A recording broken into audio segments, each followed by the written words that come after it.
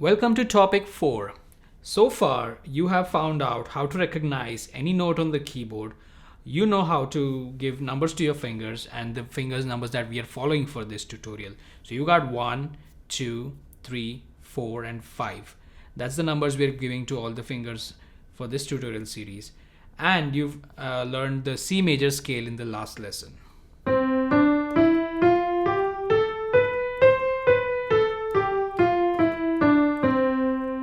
Along with some technique and tips about switching while playing the keyboard so you have more fingers to play other notes, and just like general placement of your fingers when playing the C major scale. Today we start with the first finger exercise that you will get for practicing songs going forward. This is also your first exercise in which you get to play with both hands on the piano. That more or less is the attractive part of learning the piano, that both of your hands are usually engaged while playing it. But we will start gradually. We're going to start with one hand. We start with the right hand first, then we start with the left hand, and then we come together to play both of them. Your first finger exercise, pretty simple. It's within the domain of everything you have learned so far. So we're just going to use the first 5 notes starting from G, using the 5 fingers of our hand. So you have C, D, E, F and G. The exercise is just within these notes. So make note of the finger positions as well. The finger 1 starts on C, second on D, third on E, fourth on F and fifth on G.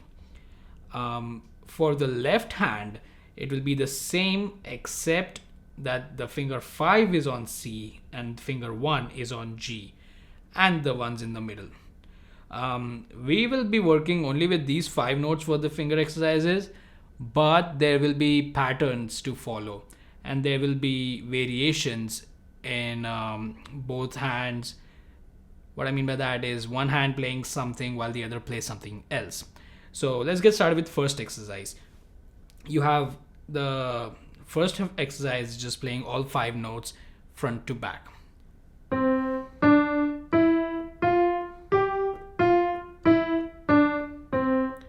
Now keep in mind that I had the fingers fixed on the keys while I was playing them.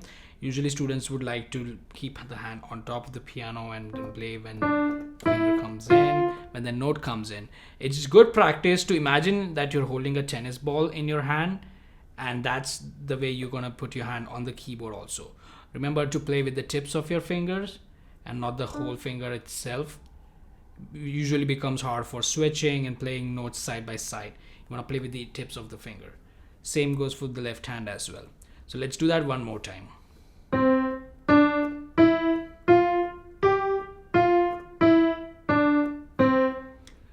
This is how it will be on the left hand, starting with 5.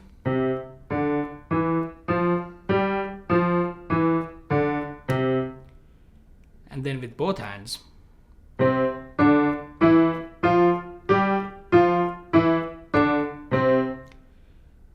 Repeat this exercise over and over again till you can find both of your hands do the same thing, and you can do it uniformly, consistently for 3 times in a row.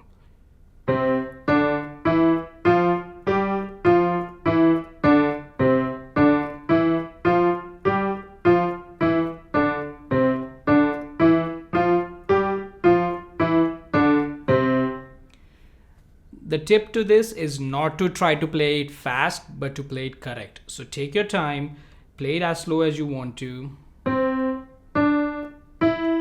Any speed is acceptable as long as you get all 5 notes covered properly, to front and back. Exercise 2 onwards, we start introducing a pattern to play instead of all 5 notes. And we're going to use for this exercise purpose, we're going to skip the D and the F note and play the rest of the notes, but in this manner.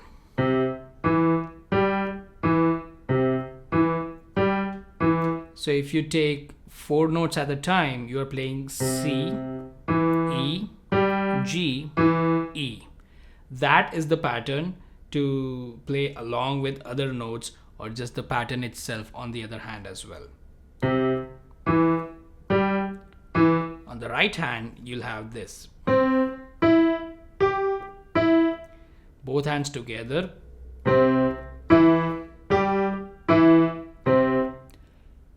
Practice the same thing till you can get this continuously for 3 times in a row with uniform speed. And last, now this one exercise, you could think of it as 2 because the variations switch hands. Let's say this is exercise number 3, in which you play the pattern on the left hand and you play the notes on the right hand. When I say notes, I mean all 5 of them, and when I say pattern, I mean not all of them. So this is what it should sound like.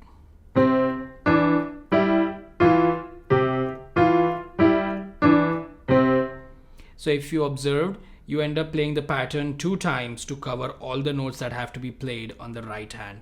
One more time.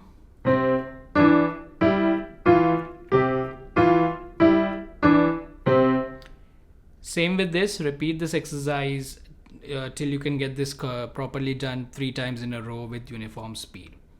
And finally, the 4th exercise, you just switch hands. You have the right hand doing the pattern while the left hand does the notes.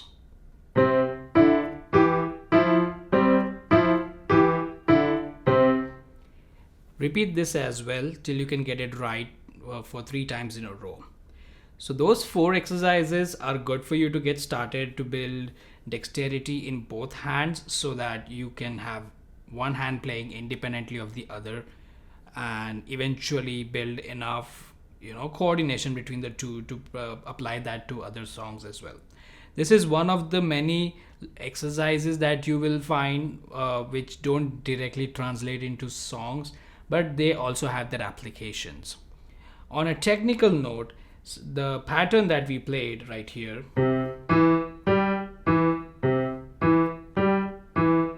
will also sometimes be referred to as an arpeggio.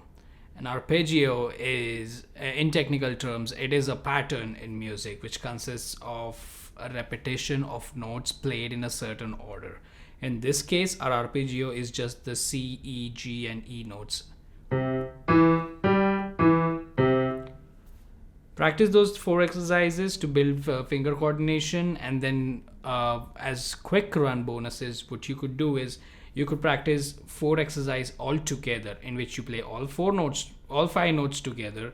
You play the pattern, you play pattern and notes, and you play notes and pattern in one go. So once you start, you put all 4 exercises together, and to improve better, you could repeat that until you get that continuously for 3 times. See you in the next lesson.